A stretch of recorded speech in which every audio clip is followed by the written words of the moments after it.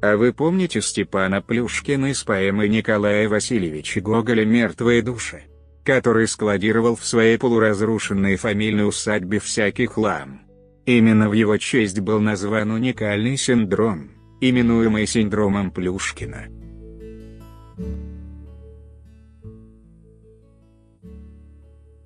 Но мы поговорим не о тяжелой форме протекания заболевания, а о накопительстве, которое присуще многим людям, чаще всего женщинам.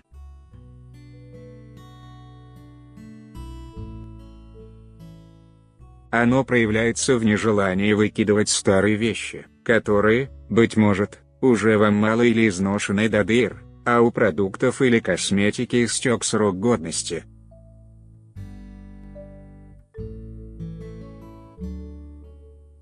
Как бороться с этим недугом и превратиться из барахольщика в нормального человека, расскажем в сегодняшней статье.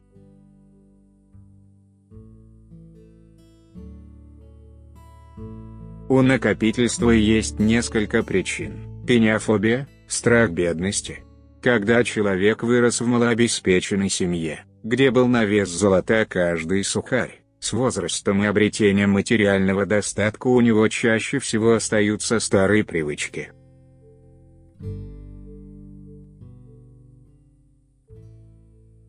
Это обусловлено страхом о возможном возвращении в материальное дно. Такие люди не выкидывают вещи, поскольку считают, что в трудные времена они могут пригодиться.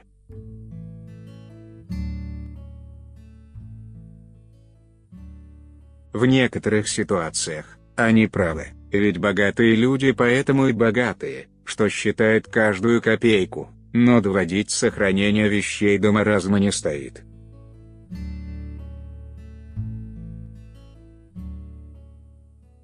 Иллюзия домовитости. Многие люди не выкидывают старые никому не нужные вещи, поскольку считают, что могут вдохнуть в них новую жизнь.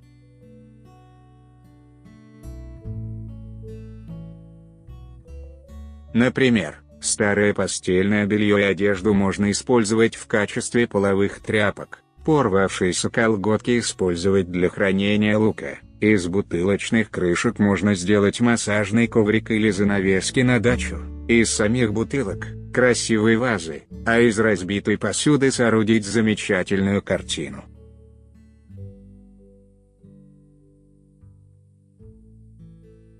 В этом есть смысл, только вот, большинство задумок не осуществляется, а хлам продолжает копиться, загромождая ваше жилище.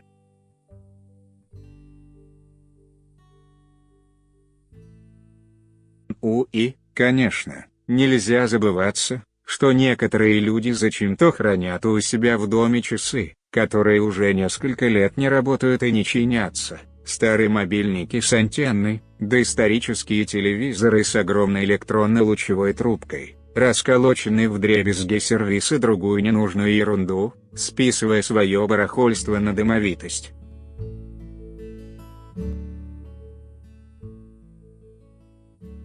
Мнимая вечность. Считается, что мода циклична.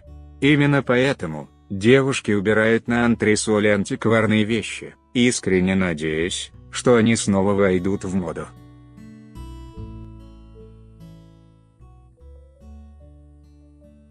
Уверенность в том, что когда-нибудь, может, так лет через 20, вещь снова станет актуальной или по крайней мере перейдет в статус винтажной, не выходит у них из головы.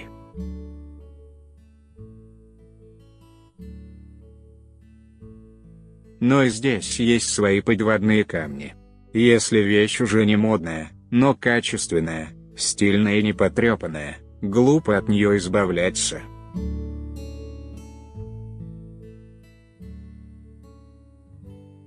А вот когда ваши джинсы уже протерлись до дыр, а любимый свитер наладан дышит, тут и надо от них избавляться.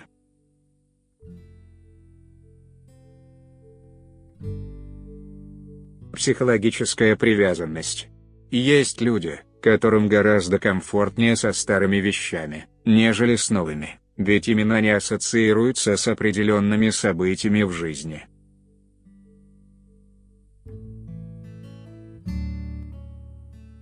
Конечно, если мягкую игрушку или какой-то сувенир подарил вам родной человек, от его не стоит избавляться.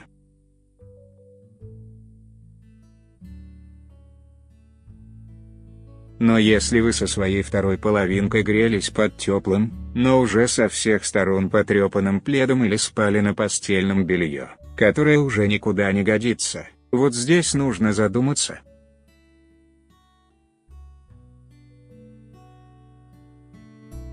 Как бороться с накопительством? Как оказалось, универсального рецепта по решению этого вопроса нет.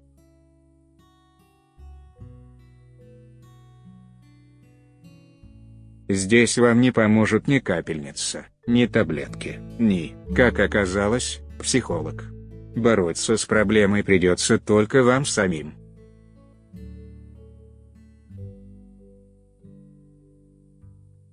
Но пару-тройку дельных советов и побудительных мотивов мы все-таки дадим. Во-первых, нужно вдолбить себе, что в доме, где нет старых и залежалых вещей, намного легче дышится.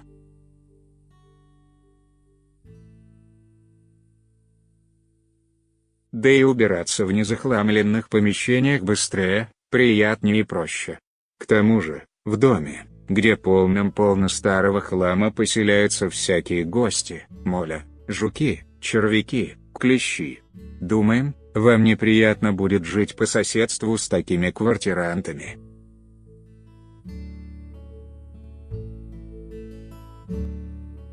Согласно фэн-шую, старые ненужные предметы препятствуют притоку положительных эмоций и энергии, отчего в доме становится неуютно.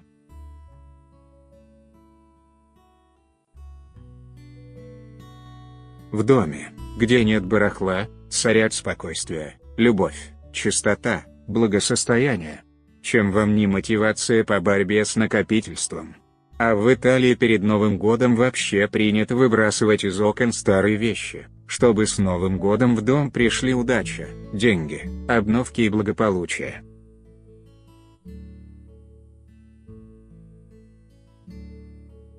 Так что возьмите себе на заметку такую вот странную традицию и перед Новым годом выбросите весь свой хлам.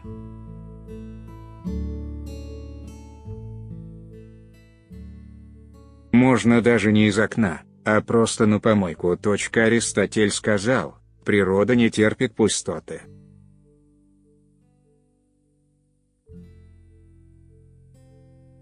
Это значит, что на место старого и чахлого всегда приходит что-то новое и ожившее.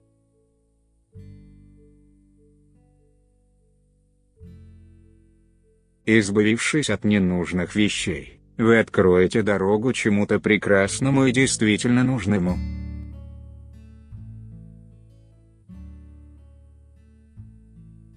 Специалисты советуют начинать бороться с накопительством с кухни.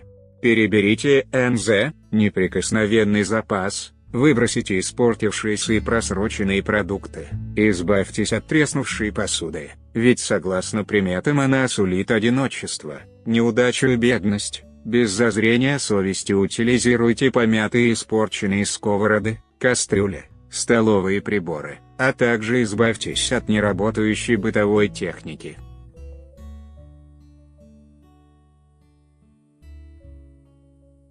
В случае, когда вам жалко выбрасывать старые вещи, можете разместить их на специализированных сайтах объявлений, выставив приемлемую цену.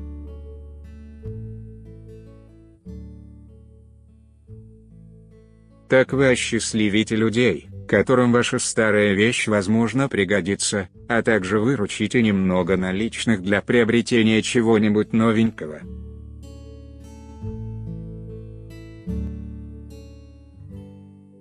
Попросите коллег, друзей и родственников не дарить вам всякие безделушки и мелочи.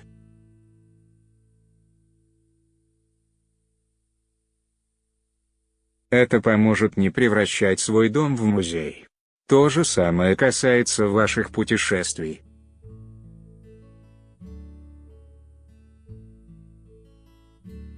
Из поездок куда практичнее привозить деликатесы, фотографии, небольшие магниты на холодильник, а не огромные статуэтки и национальные костюмы.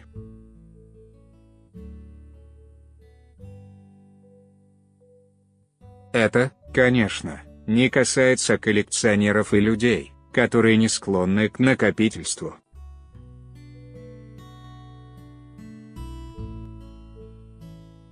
Подведя итог, хочется сказать, что справиться с накопительством несложно. Главное – поставить себе цель и потихоньку двигаться к ней.